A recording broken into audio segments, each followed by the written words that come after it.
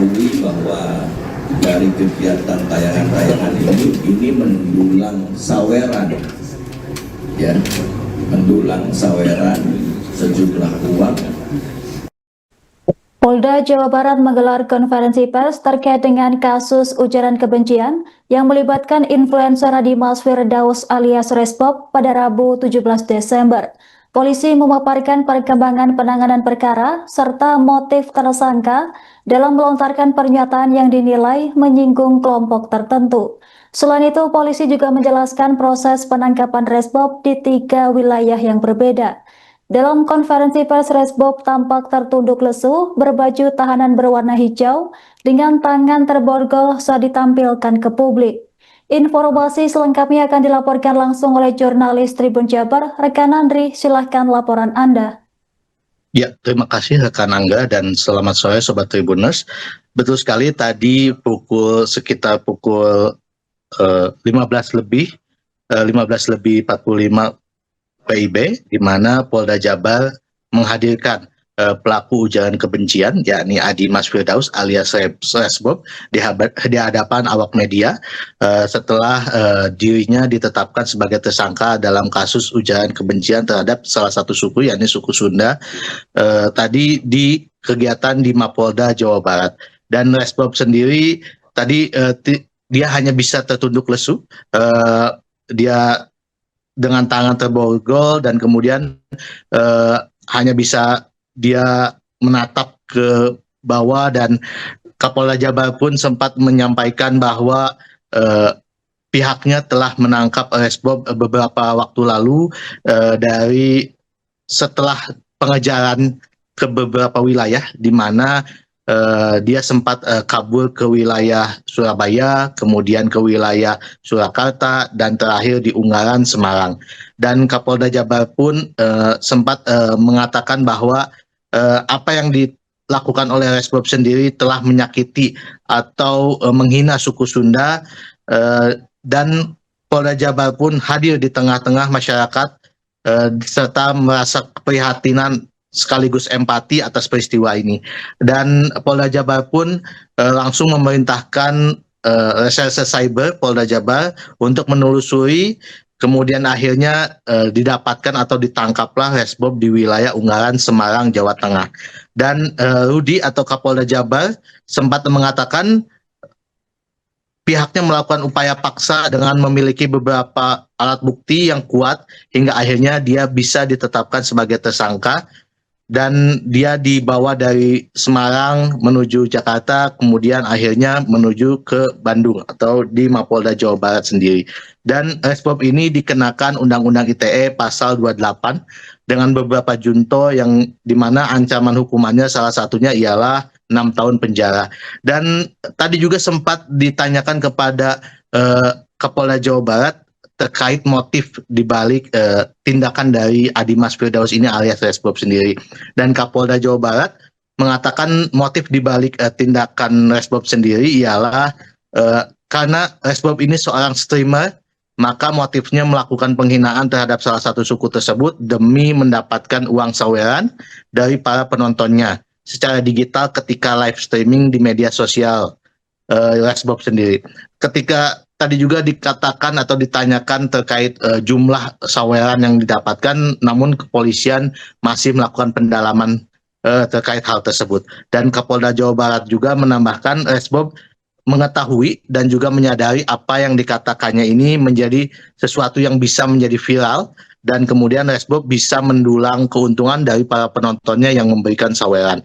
Dan penyidik sudah memiliki alat bukti cukup, keterangan para saksi dan para saksi ahli untuk menetapkannya sebagai tersangka. Kemudian nantinya polisi juga masih melakukan penyelidikan terhadap keterlibatan pihak-pihak terkait atau pihak-pihak yang lain, salah satunya yakni yang diduga teman dari Resbob sendiri yang melakukan perekaman video yang dimana video tersebut menjadi viral. Dan tadi sempat selain pasal 28 ayat 2, ini kemudian junto hal lainnya, yakni pasal 45A ayat 2 dan atau pasal 34 junto pasal 50 Undang-Undang Nomor 1 Tahun 2024 tentang perubahan kedua Undang-Undang ITE. Seperti itu, Kak Angga. Baik, rekan Andri, terima kasih atas laporan Anda. Selamat bertugas kembali.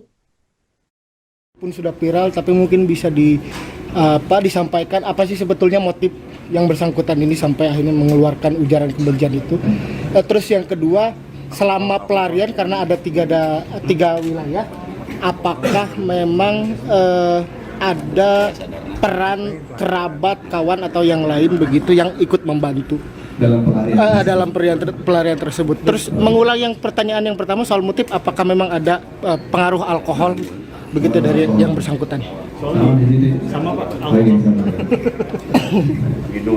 Itu aja, Jenderal. Ya cepat ya. Terakhir ya. Covid tahan ya. Silakan. Sikap ya, Rival dari Detik, terima kasih atas pertanyaannya. Mungkin semua sudah mengetahui apa yang menjadi pekerjaan daripada yang bersangkutan yang kita tersangkakan hari ini. Respop ini adalah seorang live streamer ya. Kita ketahui bahwa dari kegiatan tayangan-tayangan ini mendulang saweran ya, mendulang saweran sejumlah uang.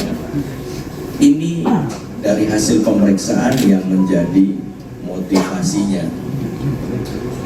melakukan ujaran kebencian. Dari ujaran yang cukup heboh, saya meyakini bahwa Resmob ini sudah mengetahui ini bakal viral. Dengan viral tersebut maka viewernya akan banyak, yang nyawer banyak, dan tentunya dapat keuntungan. Oleh sebab itu maka pasal-pasal yang tadi kita sebutkan itu sudah sangat memenuhi unsur bahwa dia mentransmisikan tadi tayangan itu dan mendapat keuntungan. Itu rekan-rekan sekalian, cukup ya. Baik, terima kasih rekan semuanya atas hadirannya, dan kita akan menyaksikan.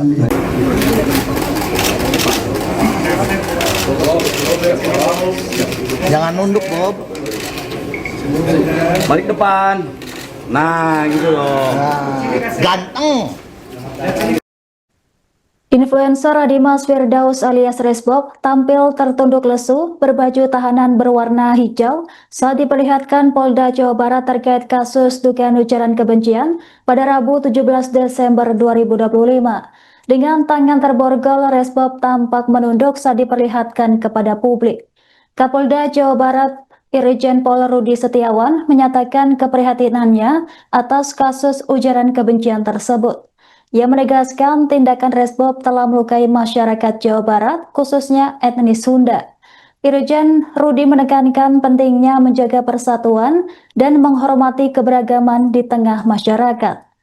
Kapolda menyebut tersangka menyadari kontennya berpotensi viral, sehingga jumlah penonton dan donasi akan meningkat, mendatangkan keuntungan finansial.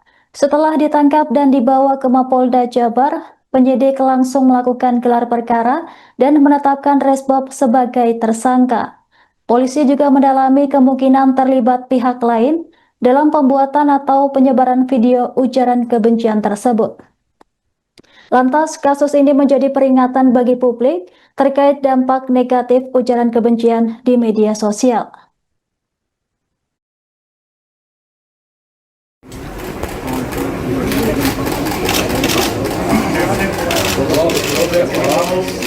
Jangan nunduk, Bob. Balik depan. Nah, gitu loh. Ganteng. Lihat sini Kasep. Pak kuda. Bob, muka masih mulus loh. Kasep.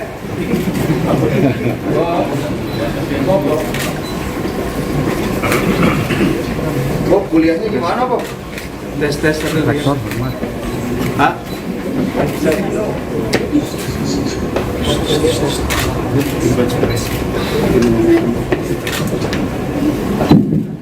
Baiklah rekan-rekan sekalian, selamat sore. Bismillahirrahmanirrahim. Assalamualaikum warahmatullahi wabarakatuh. Waalaikumsalam. Kita bertemu kembali pada sore hari ini dalam suasana yang tentu dalam keadaan sehat semuanya. Terima kasih atas kehadirannya. Kami ingin menyampaikan upaya yang telah diambil Polda Jabar terkait dengan permasalahan masyarakat di Jawa Barat. Pertama-tama saya ingin menyampaikan suatu keprihatinan atas peristiwa ini. Ini tentunya melukai saudara-saudara saya, dulur-dulur semua, masyarakat Jawa Barat, khususnya etnis Sunda, di mana kita ketahui pada tanggal 10 kemarin ada yang memposting suatu tayangan, suatu ujaran, suatu ucapan yang mencederai perasaan masyarakat lainnya, khususnya etnis Sunda. Ini ujaran-ujaran kebencian, ujaran-ujaran permusuhan terhadap satu etnis yang ada di Indonesia. Untuk itu kami Polda Jabar hadir di tengah masyarakat semuanya. Kami prihatin dan berempati atas peristiwa ini, dan kami bergerak mencari keberadaan yang bersangkutan. Tentunya teman-teman semua sudah mengikuti siapa yang terduga pelakunya.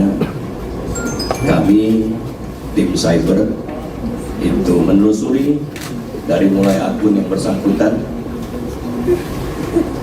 Dari tanggal 10 tersebut ada ujaran kebencian yang diunggah oleh akun TikTok @resbobbb.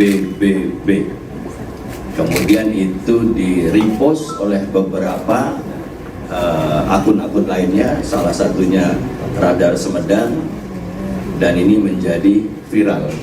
Kita ketahui semua reaksi masyarakat, saudara-saudara saya dari etnis Sunda begitu kecewa, begitu sakit hati dan tidak nyaman. Untuk itu kami hadir Kepolisian Daerah Jawa Barat dengan menugaskan teman-teman dari Direktorat Cyber Polda Jabar. Download Tribun X sekarang, menghadirkan lokal menjadi Indonesia.